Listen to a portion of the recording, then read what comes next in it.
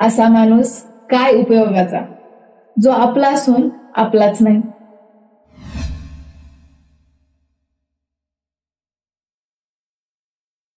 नमस्कार मित्रांनो, मी तुमची लाडकी श्रद्धा.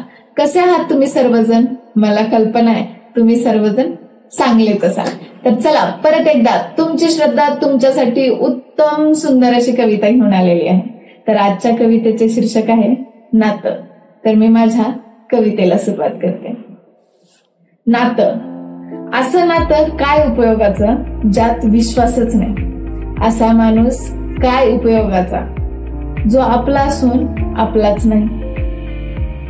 जर आपल्या माणसाच्या चुकीच्या आनंदाच्या गोष्टी विचाराव्या लागत असेल दुसऱ्याला, तर तो माणूस आपण कधी जपलाच नाही.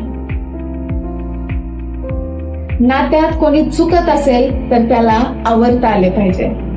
नात्यात कोणी पडत घसरत असेल तर त्याला सावरताही आलं पाहिजे.